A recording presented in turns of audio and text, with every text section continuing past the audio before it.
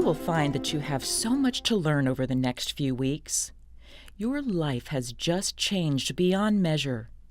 Although you may doubt yourself from time to time, you will find that a lot of what you think you don't know will come naturally. If we have any other questions, is there a number that we can call, or can we contact you personally? Your nurse will give you the phone numbers to call if you have questions once you get home.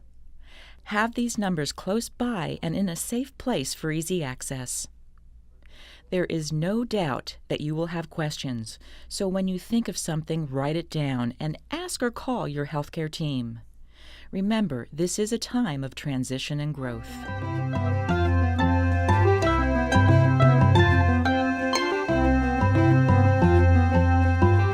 So one of the things we encourage here at the hospital is rooming in. In the days following birth, you and your baby's physical and emotional need for each other continues. With rooming in, you get to know one another as attachment and bonding grow strong. As a new mother, you will quickly learn your baby's needs and how best to care for, soothe, and comfort your child. Normal newborn care in the hospital can all be done while rooming in. You can be close to your baby and even help with some of the care if you wish. This helps you to feel more confident as you go home. So that's one of the things we encourage here at the hospitals is rooming in, to understand your baby and to start promoting that bonding. Okay. Did you ever think that this little person would or could change you on so many different levels? You just met this little one, yet you have a rush of feelings that may overwhelm both you and your partner. It may be instant love, but it doesn't happen to every mom or partner. For some parents, it is a slow and gradual process. You and your partner will have a multitude of emotions from minute to hour to day to week. The first time you see a child, it's, you definitely have that sense of that unique feeling of, wow, I was helped create this, even though a smaller portion of the creating part, but still, this is part of me, and you definitely feel a special connection with that child. But it took me a little longer to say that I absolutely fell in love with her. It wasn't like love at first sight. I did love my child, but it's finding out her unique personality that later for me is what I love about her, and so it took some time to find that love for me personally. The transition into parenthood affects you on every possible level: physically, socially, emotionally, and financially. One important thing also talk about doesn't necessarily have to do with Elizabeth. It's about the two of y'all.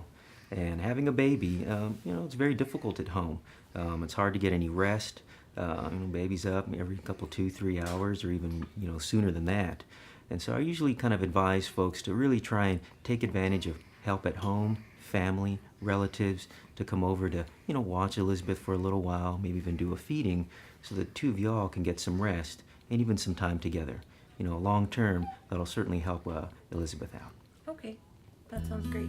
As you recover from the initial shock of a premature birth, or the birth of a baby who needs specialized care in the neonatal intensive care unit, you may find yourself experiencing an onslaught of emotions. These may include guilt, displaced anger, grief, or jealousy. She was so small. She only weighed 5 pounds and 2 ounces. And, I couldn't, because of the epidural, I couldn't get up to go walk over and see her, and that was kind of hard. And the baby's doctor came in and said a bunch of stuff I couldn't even understand, and said, "We got to take your baby to ICU." And I was like, okay, what did I do wrong? And I thought I did something wrong. I thought I wasn't breastfeeding her enough. I thought maybe there was too many people coming in to see her. I felt uncomfortable not having my own firstborn daughter not with me in the room, but at the same time I felt a little relief, because if we would have took her home with this condition, it could have got a lot worse. We're still here 3 days after the date that we were supposed to leave. For more than a week now, and it's really hard. Now we have to wait another 3 more days, and we're just ready to go home. We've got all this stuff prepared for her in her room. Parents respond to these feelings in different ways. Some openly express their concerns, while others keep their feelings inside. Coping with all these feelings and emotions is often easier with support from others. Be sure to ask about parent support groups and hospital staff members like social workers or counselors who can help.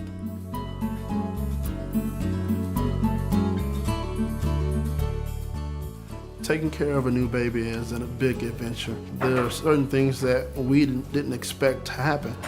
One is lack of sleep. What we've had to do is become a team and be able to rotate shifts in taking care of our child, feeding him early in the morning, late at night, and just being able to cope together as a team to be able to take care of our child. Just as a new mother has an enormous rush of feelings and emotions, so do dads and partners. You may experience an intense love that is something rare and new. It could be a totally overwhelming feeling. A new sense of responsibility and anxiety may set in at the same time. Your sense of protection of this tiny being, though, is instantaneous. Partners, please know that it is normal if you have feelings of jealousy or a sense of exclusion at times. Everything is revolving around mom and your new baby. It is so important for you to have special time with your new little one, either through diapering, bathing, or just cuddling. This intimacy will allow you a pure sense of closeness, and it will let the baby feel calm and secure in your care. It is a great way of decreasing personal doubts and fears that are so normal for dads and partners. I love my baby and I love being a father, and that's something that I would love to continue to do.